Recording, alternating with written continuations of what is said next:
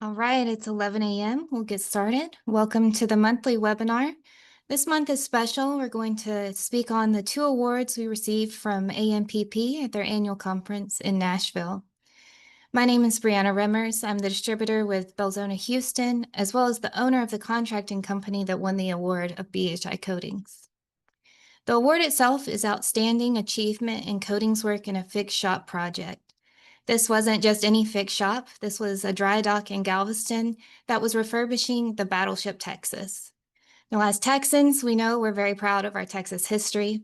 This is not just a part of Texas history, though. It was a part of American history. So a little background on this ship. The battleship Texas was actually commissioned in 1914 for World War I. In its time, it was state of the art. It had 14-inch guns. The armor was 12 inches thick. And then they added torpedo blisters to the battleship, which was unique to its time, a first of any of the battleships in the U.S. Navy. After World War II, the battleship was decommissioned, and it's been in Houston serving as a memorial museum until it was dry docked for refurbishment here in Galveston. So we'll talk about how we actually sealed this leak on the battleship and using the Belzona injection procedures. So to mitigate the extensive corrosion in the 120-year-old ship, a new extended torpedo blister was added here. Instead of completely removing the corroded steel, they actually just welded over with new torpedo blister plates and new hull plates. With the original battle armor being about 12 inches thick, they weren't worried about having to completely remove it. So while Belzona has helped the battleship over the past few decades while it was in the ship channel, they had a good relationship with us. So when it was dry docked in Galveston, they called us in to seal the new hull plates where they were going to expect leaks once it was back into the seawater. While we were there, the engineers realized that they had a problem. Where the new extended torpedo blister met the battle armor and the hull plates, they had this teak gasket that goes across the hull. Where the teak gasket is, obviously you can't weld to teak, to wood. They were having water ingress into the new torpedo blister. They asked us how we could seal this, what was our Belzona solution that we could come up with.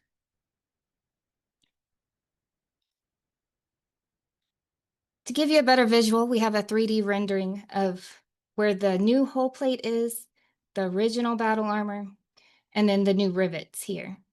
Then you have the teak gasket that was running through. As you can see in the corner, this is where the water was ingressing and filling up the torpedo blisters.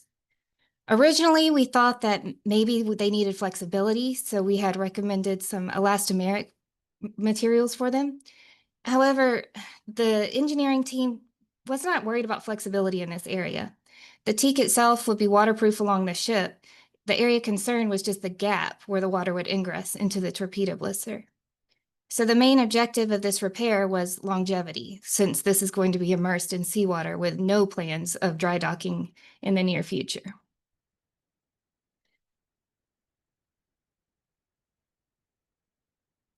So our in-house engineers designed an injection system to provide a lasting repair that wouldn't only seal the area, but it would help prevent against any bimetallic corrosion of the new steel to the previous.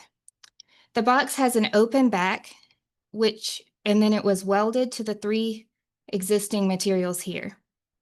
Obviously, you can't weld to teak, so this is where the Belzona came into play. We could have bonded the box in place with just Belzona products, but the welders were on standby and they needed something to do. So after they welded the box in place, we applied our paste grade just to prevent against any future corrosion or any leaks at the weld site. And then before any of this happened, we did a sweep blast of the teak to remove any contaminants and then solvent cleaned as well. After this, we injected Belzona 5811 into this bottom portal you see here. We injected and allowed air to escape in the top portal, and we knew that we had 100% coverage once the Belzona injection was coming out the top here. So why did we choose Belzona 5811? We have nearly 100 different products, so why this one in particular? A few of the reasons is, for one, it's 100% solid epoxy. So we didn't have to worry about any shrinkage. After curing, there wouldn't be any air voids. Some other features was the viscosity. It's thin enough to inject, but thick enough to ensure it wouldn't run through into that torpedo blister. So it limited on the waste. We also were confident with our pull-off adhesion. We knew that we had high pull-off adhesion numbers, so we weren't worried about disbondment once it was immersed in the seawater. Also, the tensile shear adhesion and the shear properties gave us confidence in this repair that once it was in the rocky conditions of the seawater, it wouldn't have any disbondment in the future. Some other key features was it's already been tested to ABS approvals. It already has the extensive corrosion protection and confidence that it would last with seawater immersion testing, Atlas cell, and cathodic disbondment. So this material was made for the conditions that the battleship would see in the future. As I mentioned, this is an AMP award, so inspection is key. After the product was cured for 24 hours, we cut off the injection portals and sealed it with a paste grade just to ensure no holes or voids were there in the future. Then from the interior, the torpedo blister was filled with water to ensure that no water was coming out, as well as water testing from the exterior so that they looked in and visually there was no water coming inside as well. A few selling points with the engineering team that gave them confidence to go with the injection procedure is what we do offshore with Belzona 5811. Offshore hot work is very dangerous and can cause a lot of money to be shut in. So Belzona 5811 is utilized on deck work to prevent against future corrosion, but also to seal the plates without welding. Because of the 100% coverage that you get with the injection method, it's actually stronger than welding because of the surface area that it has contact with. Here was another application that gave the engineering team confidence. Here we had Belzona 5811 in a pipe casing to stabilize the carrier pipe and seal the water leak that was coming into the clarifier from the clarifier to the pump room. So between the pipe casing and the pipe, we utilized our epoxy mortar system to provide an area to seal off, which we then embedded an injection portal here and injected 5811. Once it was cured, sealed, they had no more future leaks into that control room. So next, Alex will talk about the second award that we received with our engineering team. Thanks, Bree. Thanks, everybody, for joining in. Let me just bring up my screen here. All right. Well, hope you guys enjoyed that. That was a cool application on the battleship. We're going to transition a little bit into a chemical plant and show you how we won the Excellence and Technical Support of Material Protection Systems for AMP. Like Bree said, my name is Alex Zamzis, technical engineer here at Belzona, Houston, and I was involved in this project from the specification start of it into the application, and this repair is still in service, so it's still alive, still there, and we'll be inspecting it probably at the end of its inspection interval. And once we do that, we'll have another webinar. So we'll go into the ASME code just a little bit, and then go right into the repair that won us this award. So we couldn't have done this without the ASME PCC2 article, especially the article 401, which is non-metallic composite repair systems for higher risk applications. This was published in 2016 through a lot of hard work.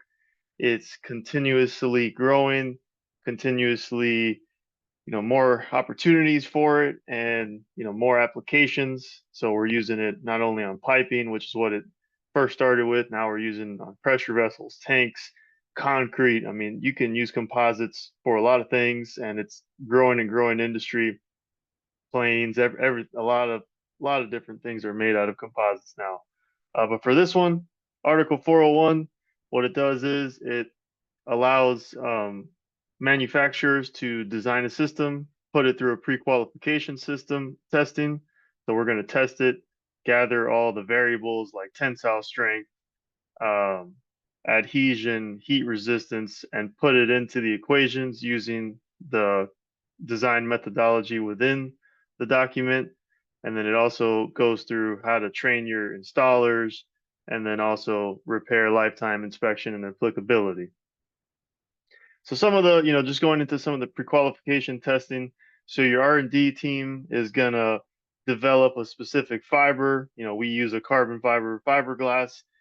Each system is different. The way that the fibers are stitched together is going to give the composite different strengths.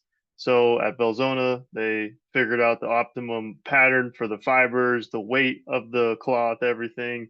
We found the resin that we liked, and then we put it through all this testing. And like I said, this is going to give you your variables that you can plug into the equations and design the systems so that we can figure out how thick our composite has to be to have the right strength and pressure retention. Very similar to designing a pipe or a pressure vessel. You're going to figure out how thick that metal has to be to give it the lifetime and safety. So this is some of the wording within the standard. So it's a high risk application. What does that mean? Hazardous fluids, pressures above 150 psi, up to theoretically any pressure, but there is certain limits on pressure as far as how big the hole is and pipe diameter. Temperatures above or equal to 120, we can go up to about 334 F. We can go under 0 F, and we can even repair leaking pipes. So as I said, this code started in 2006, and over the years, more regulatory agencies and other committees have been referencing it in their standards. So it's just becoming more and more used, more and more common. So now it is referenced in API 570, API 653, and finally API 510, which is what helped us work on the project that I'm going to show you, which starts on the next slide. But it is referenced in API 510 as long as you design it as per ASME PCC2 Article 401. It is a approved temporary repair that can continue to be in service until deemed necessary to remove. Typically, you're trying to get it to your next turnaround when you can, cut something out or replace it, but it can continue to go after that next turnaround depending on the corrosion mechanism and what you think, what you can prove the fitness for service can be for the next foreseeable future. So we'll go into the repair that won us the award. So, and as you saw, it was the Technical Support Award, and that's because of the technical support, I guess. But what we like to do is when we do our designs, especially for something a little bit more complicated, not only are we just going to throw you the equations and say, hey, wrap this with 5 wraps and make it 5 feet long. We'll do, we'll come out to the job site, measure everything, work with your team. We'll do our 3D drawings to really give you guys a good image of what we're going to do or what we're trying to accomplish. That way your team can assess it and make sure that it's doable and understand exactly what we are going to do when we get to the job site. So this was the top of the head. And during a turnaround, they noticed that they had, when they took off the insulation, they did have some stress corrosion cracking with 304 stainless, very common. And so the welding procedures were not going that well. They were creating more cracks. It was starting to add up. So they went with another solution that could cover more ground in less time without causing more issues. So that's where we came up with our composite wrap, which was designed to cover the entire head and therefore seal in all the cracks. And also the cracks were actually um, were originating from chlorides coming from the insulation. So it was actually externally. So we were going to stop the uh, progression of chloride stress cracking. So job was approved once they saw the package, and we went through the MOC process, and the job started. So we came in there. Surface preparation is key. So we did, even though this is stainless steel and there was no rust, we still have to mechanically abrade the steel to form a rough profile for our composite resin to stick as best as it can to the metal. We always like to start out with the hard part, so we went over the gussets first. This is a prime example of why you want to do training for this system and why the standard requires you to do training. If I told somebody that had never done this before, hey, I want you to go to the top of this tower and put 6 layers of this on this vessel, they probably would look at me like I'm crazy. As you can see, we got a lot of different layers of material that we're overlapping with a certain amount. Um, we're working them into the metal, we're saturating them in a certain way. So there's a lot of technique involved. It's not very complicated, but you need to know what you're doing. So that's why the guys here, this is our team here, BHI Coatings, very familiar with this and well trained. So they took care of those gussets right away, which, like I said, takes a lot of snips and cuts and maneuvering of the cloth. And they worked their way, and man, were they happy when they got this done. I mean, working on the top of the tower is never, it's always a little hot up there. Texas, good old time. You're really happy when you see this done. The best part was we got a call back the next day that, hey, we're seeing some leaking coming out of the bottom underneath the stiffener ring. So not through our wrap, which is nice. Never want to hear that one of your wraps isn't working the day of. So they did a nitrogen test and they noticed that it was leaking underneath the stiffener ring. So we had to extend the wrap. Now, if you've worked with carbon fiber before, you would know that it's a very stiff material. That's one of the reasons why it's used in these applications, because the stiffness makes it strong enough to reinforce steel. So we combine it with an epoxy, which by itself is not really going to reinforce the steel, but when you reinforce it with carbon fiber and fiberglass, now you got something that's strong enough to strengthen steel. However, you can't make this 90-degree turn with just carbon fiber. It's just not going to want to do that. It's not going to want to lay down. It's going to flare up. You're going to come back the next day and, it's not going to be pretty. So, good thing with Belzona is we have a lot of materials that we can use to just pile onto this stiffener ring and turn it into a nice gradual hill like these 3D drawings show here. So first we went with our really high build material to really chamfer those edges, and then we finished it with a little less of a high build material, but a smoother material that can do a little bit more gradual chamfering, and that allowed us to make this turn around this stiffener ring. So it can make that kind of turn, but if you're trying to make a 90-degree angle, it just is tough to do at times. So we always use our what we call in the standard our load transfer materials to make the slope easy for the carbon fiber, so it can sit down and bond intimately with the substrate. You don't want to have any air pockets, wrinkles, dry spots, misses. That's what we're going to come back the next day. We'll tap it with a hammer and make sure we got good contact with the steel. If you hear that ding with a hammer the next day, that you know that you're stuck good to the steel with no air pockets and wrinkles, because all that stuff just gives you weak spots in your composite. So the technical support. So there was a lot that happened during the application. Not only did we provide the documents, the design, but you're also talking logistics. You're in a turnaround. You can't waste time. So it's working with our contracting team to get us out there, rush, finish it in a timely manner, come back, build the containment, take everything out, inspect it.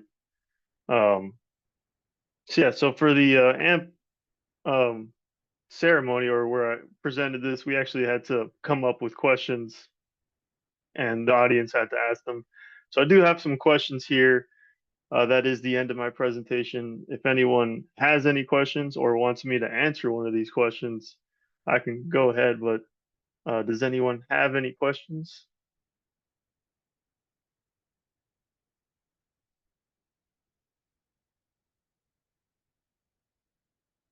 Surprised nobody asked me about the repair lifetime, and is this the Yeah, permanent repair? I'd like That's the I think I wrote that one for you in the Q&A, so I wouldn't mind hearing it. So API 510, like I said earlier, is going to consider this temporary repair. It does not give it a lifetime on that note. So what we did here was we looked into the damage mechanism, the pressure. Is it a high pressure for the system? No, it was something like 20 psi. The system can handle easily thousands of psi, about 1500 to 2000 with the 6-layer system and that size defect. So I'm not worried about it blowing through the wrap. I'm also covering a big amount of surface area, so I'm getting a good bond. We were able to blast, so I know I have a long-term bond, and we're also stopping the corrosion mechanism, so I'm not expecting more holes to develop underneath the wrap. So we gave this a 10-year inspection interval, and that got them well beyond their next turnaround, which was going to be in 5 years. So at the 5-year point, since they'll have it open, we'll probably do an inspection at that point, make sure it's working fine, tap test, visual, and take it for another 5 years.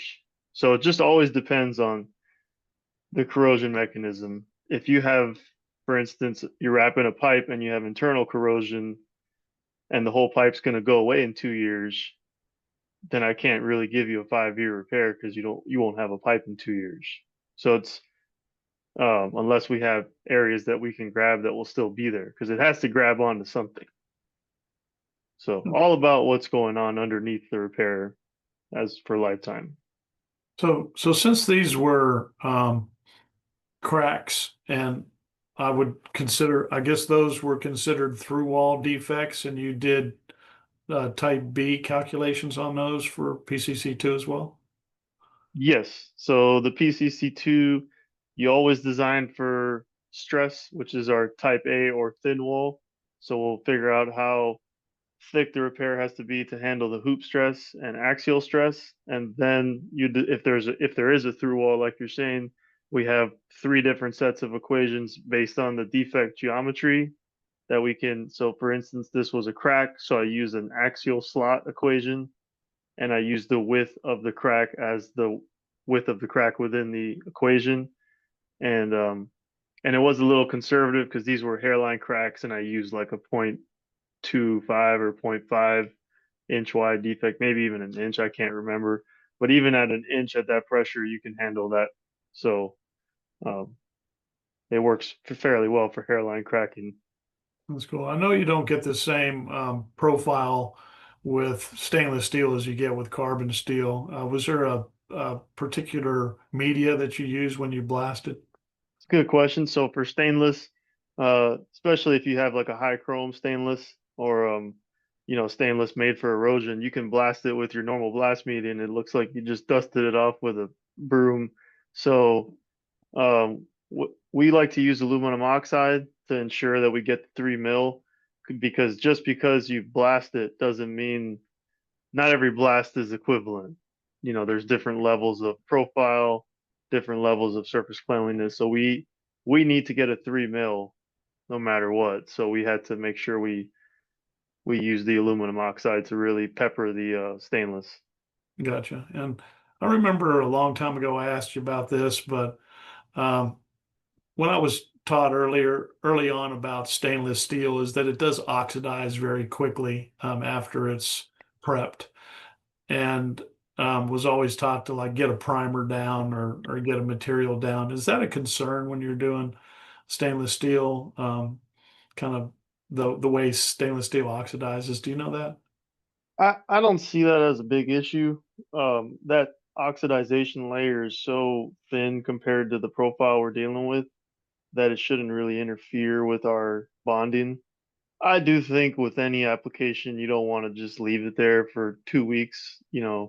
But I mean, we've done stainless where, just some samples, you blast them today and you check the profile in a month and it's still a 3 mil profile.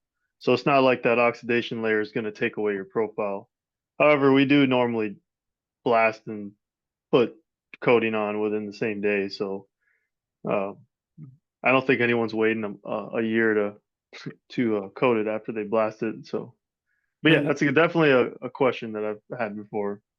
Good. And your bond is stainless steel information. Are you using carbon steel bonding information and then just extrapolating, or do you have actual testing on the stainless steel? No, so we actually do have the testing on stainless. So you have to do your leak testing on stainless, your adhesion testing on stainless, and plug that into the design for your stainless designs. Gotcha. Cool. I know we've used it on in equipment internals too before like that big one we did for the big head we did over in Port Arthur last year. Yeah, you can use it on the internals as well. Just a different application technique, because for this one, your gravity's working for you. It's falling down on the metal. If you're on a vessel, inside, then the gravity's wanting to take your composite off of the metal as you're applying it. So you just kind of got to work it in a little more and stay on it. Maybe have like normally you'll have somebody layering them down and you have someone behind them making sure that it stays on the metal. And it's not normally it has a good affinity for the metal. It kind of sticks to it as you're doing it, especially if it's hot and you get a good prep. But in the colder months is you got to work it in there a little harder. And the main difference application wise is now the pressure is pushing the composite against the wall versus if you do it on the outside, your composite is keeping the leak on the inside, like pushing against the leak. So it actually works very well on the inside because the steel is the pressure is working for the composite at that point. Right. That's all I have. Anybody else have any questions for Alex? Or for Brianna, anything on the battleship Texas?